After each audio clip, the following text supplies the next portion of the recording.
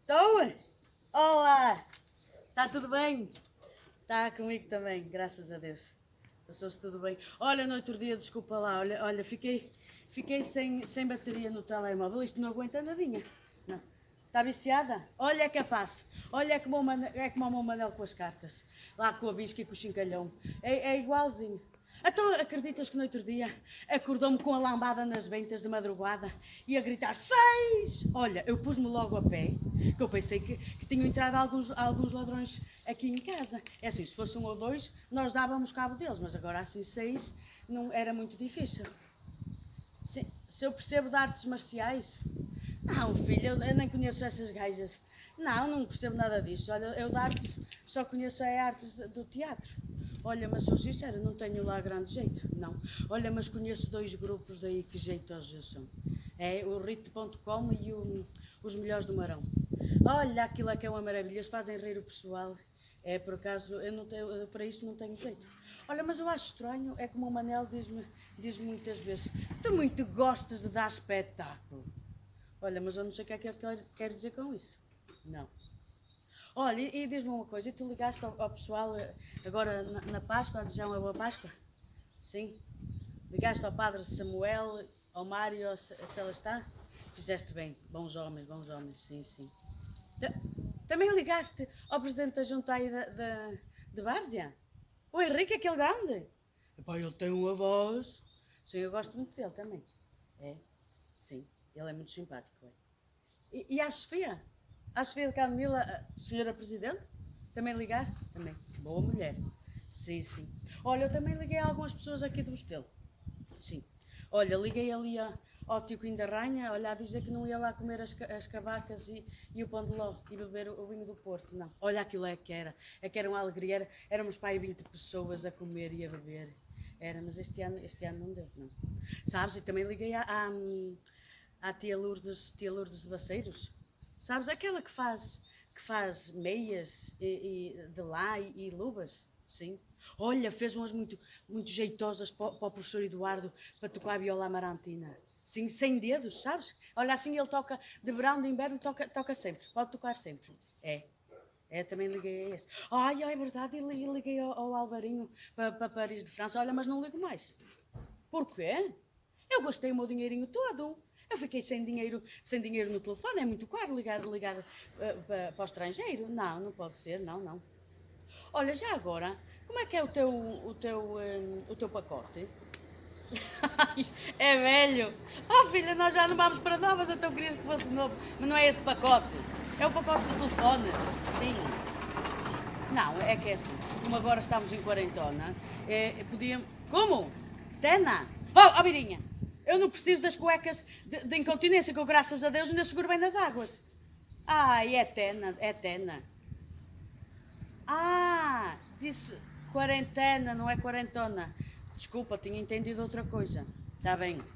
Está bem. Agora, eles dizem todos para a gente ficar em casa. Olha, é o Marcelo, é o Costa, é o Luís Gaspar, é a GNR. Olha, até o Dr. Guerra diz para a gente ficar em casa. É. E eu se tivesse um pacote de jeitozinho, eu ligava para muito mais gente. Agora assim não dá. Não, assim não posso. Não, olha, assim, olha, tem que ser como aquela música do Kim Barreiros, aquela assim, oh minha filha, nunca gastes tudo. Não, tem que ser assim, não se pode gastar tudo, não.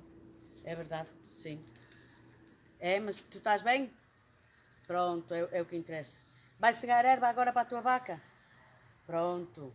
Tá, vai lá com Deus, olha, e obrigadinha por teres ligado. Tá, vai com Deus. Deus, obrigadinho. É tão bom ter amigos que nos ligam, principalmente nesta altura.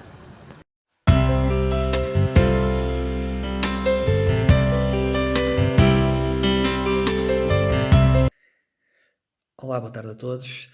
Estamos aqui para a quarta sessão e última do Ficar em Casa para falar de Agostina Bessa Luís, escritora amarantina, nascida em 1922, da qual nos temos empenhado a dar algumas notas nestas sessões que agora então finalizam. Hoje trago-vos um livro nuclear, é um livro também escrito por ela, é uma autobiografia, com uma edição limitada e numerada numa das edições do formato maior, como vimos também na Fama e Segredo da História de Portugal e nas Meninas. E este penso que já é impossível adquirir, só em alfarrabistas. E depois um formato mais pequeno, que é uma terceira edição, havendo ainda outra mais pequena que esta.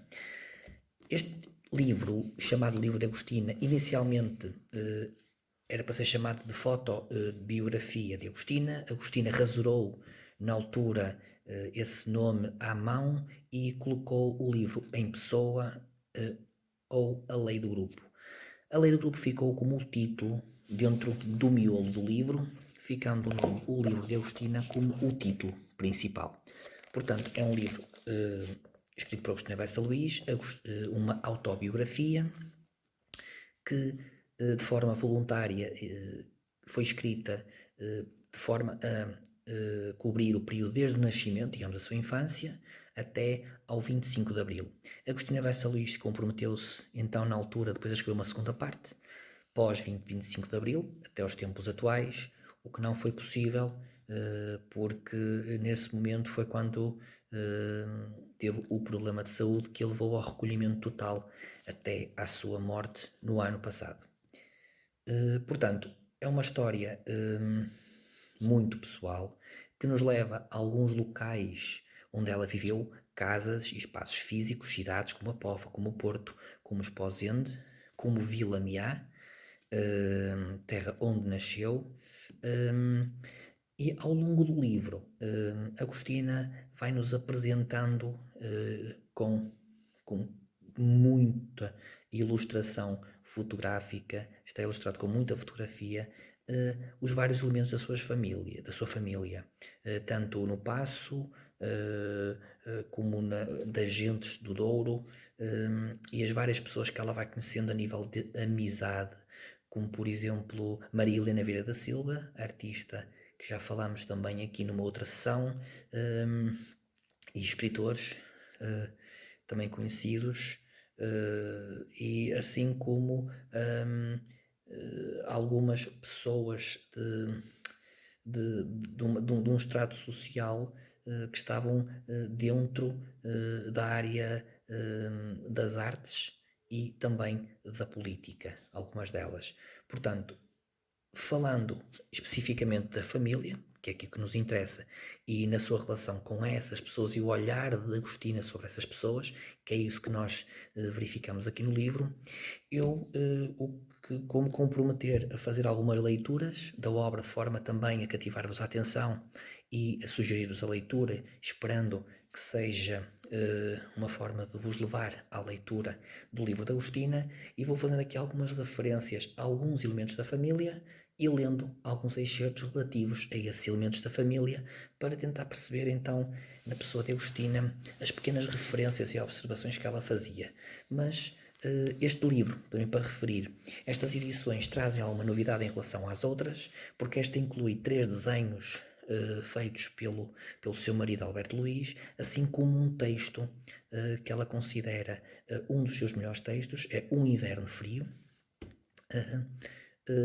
que é um dos textos com o qual ela gostaria de ser relembrada um dia que morresse, portanto, quase que é testamentário, no sentido, olhemos para um inverno frio, é este o texto que é de Agostina, é que está Agostina, e é reconhecido como um dos seus melhores textos, mas fala, por exemplo, do seu avô Teixeira. Vamos aqui já em algumas páginas, eu vou ler algumas partes. Então fala no seu avô Teixeira, que era perdulário, valente, amava as mulheres, o que é mais do que as desejar. Tinha por elas um respeito gracioso e sem adulação. Elas adoravam-no e faziam bem. Que há poucos homens que saibam amar as mulheres e merecê-las. Portanto, aqui a referência ao amor do seu avô pelas mulheres, pelo poder da mulher, pela figura feminina. Temos, por exemplo, em relação ao seu pai, Artur Teixeira de Bessa, que ele acaba por falar sobre a sua própria relação com o jogo. O pai era muito ligado ao jogo. A Agostina falava também algumas vezes que nem sempre isso corria bem, portanto o jogo, a certeza da vulnerabilidade e o falhar, aquilo que alimentava e estimulava o próprio jogo. que o pai também, a nível de ideais políticos, era bastante próximo, os seus ideais políticos, de Afonso Costa e do Dr. Sá Carneiro, que é o tio do conhecido Francisco Sá Carneiro, portanto ligado ao PSD. Isto a nível de partidarismo nacional. Fala também do José Telhado, fala da sua avó Justina, que é uma figura muito engraçada, da forma como ela a descreve. A avó Justina fiava a espiga de linho, tinha um casaquinho de veludo preto que eu ainda lhe conheci quando lhe tiraram um retrato na soleira da porta. Eu tinha medo dela, já não estava no perfeito juízo. A vigília entre a vida e a morte, com o seu sonambulismo e o murmúrio da velhice, fazia-me pavor e, no entanto, era parte da curiosidade da infância. Portanto, tudo imagens, memórias que depois vão ser plasmadas ao longo da sua obra total, no todo.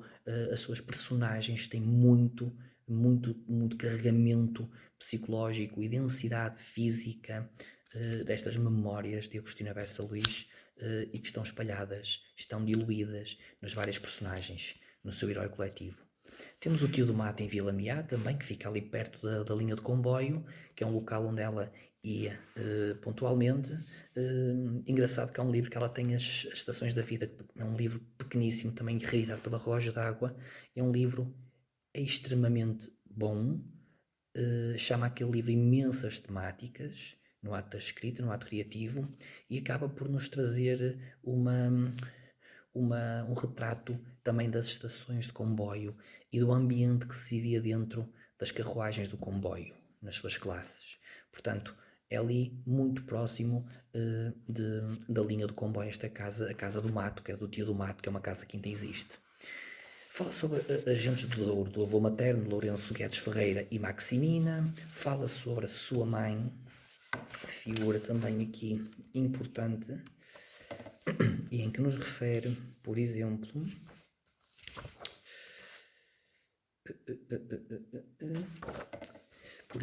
amava-me, mas sem demonstrações. A educação passava pela disciplina das emoções. Eu pensava que minha mãe não era uma pessoa justa, faltava-lhe a independência que faz a alma imortal. Achou sempre, e o meu pai também, que o meu talento era devido a meu irmão e que eu ia usurpara como Jacó e Esaú. Contudo, meu pai mandou datilografar o meu primeiro romance, e ainda hoje me pergunto o que foi feito dessa senhora Chapon-Lyon, que decifrou o que eu escrevi. Portanto, o pai também depois chegou a pagar a edição do livro Super-Homens, que ela considera uma obra meio falhada na sua vida. Penso que o livro que ela menos aponta na sua bibliografia. Fala então também das suas leituras, que passou a ler uns outros textos mais densos e mais importantes a nível também internacional, portanto Madame Bovary, Dumas, Victor Hugo, o Conde de Monte Cristo. Portanto, são alguns dos autores que ela começa também a ter contacto. Depois falamos também do Ídolo de Barro, um livro que ela escreveu, foi o seu primeiro livro. Ela faz aqui uma pequena nota que o escreveu no Douro, em tempo de exílio e de prostração. Não direi depressão, porque não chegou a tanto. Eu tinha 15 anos e a família decidiu voltar à província, atravessando uma crise financeira, a primeira de que tinha conhecimento. Portanto, aqui a noção das várias crises financeiras que a família atravessou, possivelmente devido ao jogo e aos negócios do pai. Depois acabamos por ter também aqui a falar um pouco sobre O Ídolo de Barro e A Água da Contradição, que também são dois livros, o outro livro que faltava, e que também foi no Douro, que também teve ali uns inícios de anorexia, porque achava-se, o seu corpo não estava de acordo com as normas, digamos, sociais, e bebia vinagre e quase não comia. Portanto, teve ali um momento muito negativo na sua vida e que o escreve e que o mostra sem qualquer tipo de problema, e ultrapassou também essa fase. Fala-nos também de Mundo Fechado, que eu não vou aqui referir muito, mas foi o seu primeiro livro publicado, que chegou a enviar para Pascoais, para Ferreira de Castro, Miguel Torga e Aquilino Ribeiro, e houve aquela questão de ela só receber a apreciação de Pascoais após a morte do mesmo. Quase pensava ser impossível que isso acontecesse. Fala também sobre a vida de Coimbra, onde também a quem dedica esse tal livro meio falhado, Os Super-Homens. Fala nas suas amizades, Maria Helena Vieira da Silva, fala nas suas viagens ao Brasil, à Grécia e também um pouco pela Europa, e fala sobre a sua escrita, que é uma parte importante, e é com isso que eu também quero terminar este vídeo de hoje, esta nossa sessão, não sem antes também vos sugerir mais alguns livros para leitura nestas semanas que ainda nos esperam.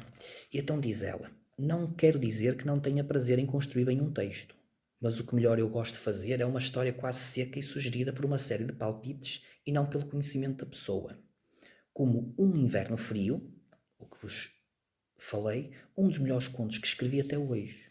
Se tudo o resto se perdesse, como nas cheias do Capicaribe no Recife, bastava que esse conto ficasse para me qualificar. Portanto, a tal importância do conto Um Inverno Frio. Posso-vos mostrar também ainda algumas fotos que estão no livro. Portanto, a capa, esta edição maior, tem algumas ilustrações muito de época, muito interessantes, de família também. Temos aqui Amarante, temos fotografias da mãe, como tinha falado, algumas fotografias também de Agostina enquanto jovem. Temos mais algumas nas casas. Temos aqui a sua boneca, que ela também chega a falar num episódio muito engraçado sobre a sua primeira boneca, que ela dizia que não era uma grande mãe para as suas filhas, para a boneca. Tem aqui também em tamanho maior a sua letra, muito característica, muito importante também, que pouca gente a decifra. Temos aqui também Agostina com escritores, seus amigos, e temos Agostina ainda na Grécia, entre outras fotos que traduzem bem aquilo que foi a sua rica vida, pelo menos neste período, desde a infância até ao 25 de Abril. Portanto, terminamos assim estas sessões, fechamos assim com este livro de Agostina. É um livro muito interessante, nuclear também um pouco para percebermos o seu percurso e talvez algumas temáticas, e vamos encontrá-la depois nos seus romances através de alguns elementos que ela aqui nos vai salientando e reforçando, que fez parte da sua existência terrena. Antes de terminar, queria agradecer mais uma vez à Stay to Talk por esta iniciativa, pelo convite a mim direcionado, e queria-vos deixar aqui também estas sugestões da Agostina, que são alguns dos livros, e com as reedições da Relógio d'Água, que são muito, muito boas. Portanto, tenho aqui A Ronda da Noite, Fanny Owen, Os Meninos de Ouro, Val Abrão e um dos meus preferidos, Os Incuráveis, com uma edição muito boa, tanto como as outras da Relógio d'Água, que estão a fazer um ótimo trabalho nestas suas reedições. Também tenho aqui para vos sugerir alguns filmes de Manuel de Oliveira e de João Botelho, que também filmou A Corte do Norte, um filme também a ver, assim como o de Manuel Oliveira, por exemplo, Francisca, baseado num dos livros de Agostina, por exemplo, Inquietude. O tempo que temos disponíveis, aproveitei também para ver todos estes filmes que foram, na prática, adaptações para o cinema de livros ou de textos que não em livro, por exemplo, Diálogos, o Party, de Agostina Bessa Luís. Portanto, deixo-vos mais esta mensagem que nos cabe a todos: fiquem em casa, saiam só para aquilo que é estritamente necessário, cumpram, porque quanto mais cumprirmos, melhor ou mais próximo fica o horizonte de voltarmos a uma vida normal ou próximo daquilo que nós considerávamos normal. Portanto, fiquem em casa e leiam Agostina.